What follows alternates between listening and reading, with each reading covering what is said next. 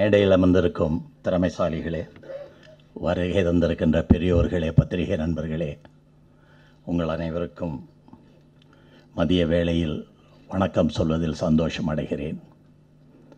வைகறை பாலன் அவர்களை நான் எவ்வளவு பாராட்டினாலும் தகும். அவருடைய படத்தின் டீசரை, இந்த ட்ரெய்லரை மட்டும்தான் பார்த்தோம். அந்த படத்துக்குள்ளே எவ்வளவு வலி இருக்குங்கிறத என்னால் உணர முடிஞ்சது.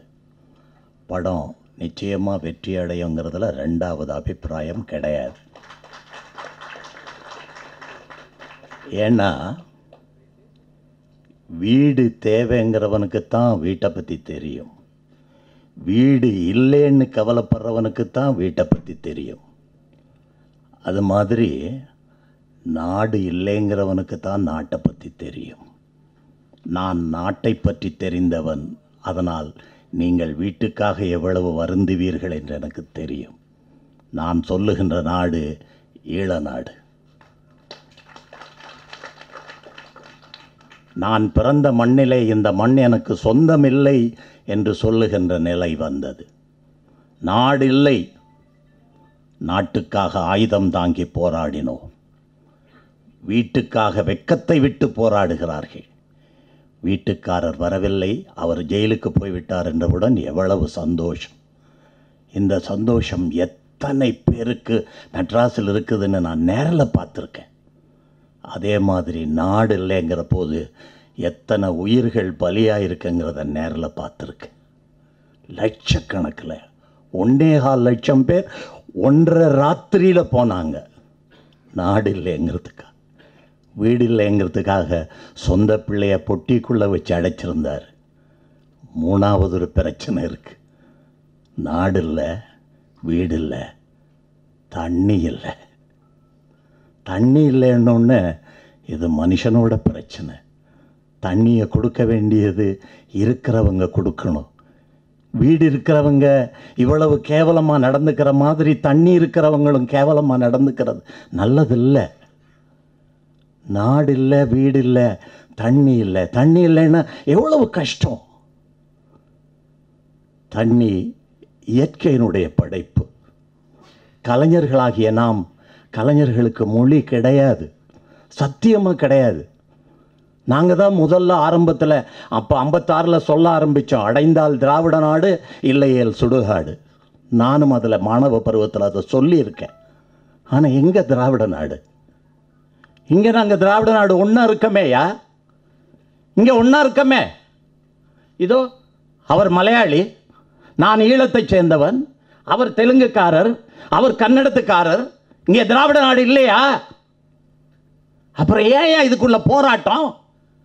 கலைஞர்கள் என்ன வித்தியாசம்?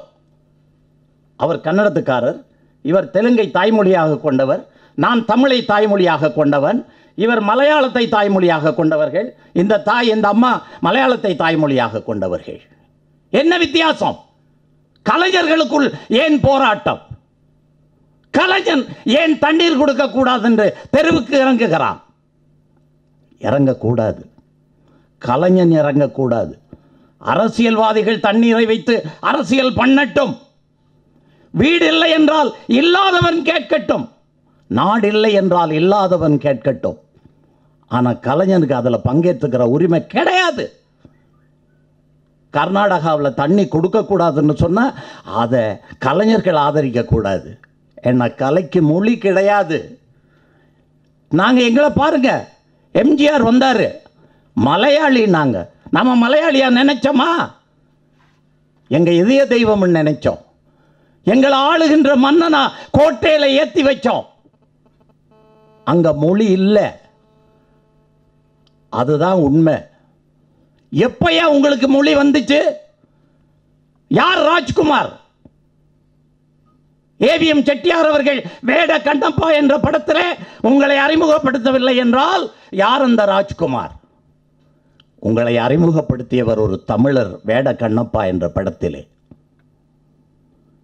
அன்று நீங்கள் எப்படி அழைக்கப்பட்டீர்கள்? கர்நாடக எம்ஜிஆர் என்று அழைக்கப்பட்டீர்கள். அன்னைக்கு உங்களுக்கு சொந்த முகம் இல்லை, கர்நாடக எம்ஜிஆர் என்று அழைக்கப்பட்டார். இன்னைக்கு அவர்களோட புதல்வர்கள் அங்கே போராடுறாங்க. இது என்ன நியாயம்? நாங்கள் வந்தாரை வாழ வைக்கிறோம். எங்களுக்கு இனத்தை பற்றி கிடையாது. சத்தியமாக சொல்கிறேன். என்னை கேட்டாங்க, விஜயமுரளிக்கு தெரியும், நீங்கள் எடுத்த ஒரு படம் 7 மொழிகளில் வந்திருக்கேன்னு. அது என்ன படம்னு சொல்கிறேன். மைக்கேல் ராஜின் ஒரு படம் ரகுவரனை வச்சு எடுத்தேன். அந்த படம் 7 மொழிகளில் வந்திருக்கு.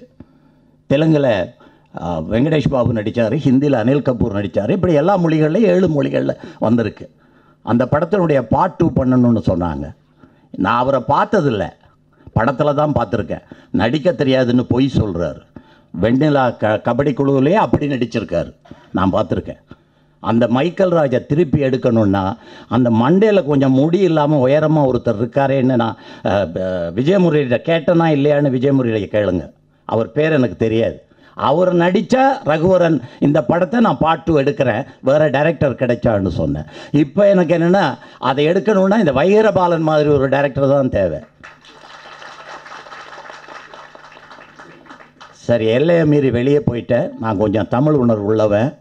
அது தண்ணி இல்லைன்னு கொஞ்சம் கோபம் வந்துடுச்சு. அதனால் தப்பாக நினச்சிக்காதீங்க. ஆனால் அந்த உணர்வு எல்லாருக்கும் இருக்கணும், நிச்சயமாக இருக்கணும். அதில் என் கலைஞனுக்கு நிச்சயமாக இருக்கணும். ஆனால் அவர் ஒரு பொய் சொன்னார், நடிக்க தெரியாதுன்னு. அதை சொல்லாதீங்க தயவு செய்து எந்த மேடையிலும் சொல்லாதீங்க. பேச தெரியாதுன்னு சொல்லுங்கள். நீங்கள் ஒரு உயரமான நடிகர், உயரத்தில் இல்லை, தொழிலில் சிறப்பான நடிகர்.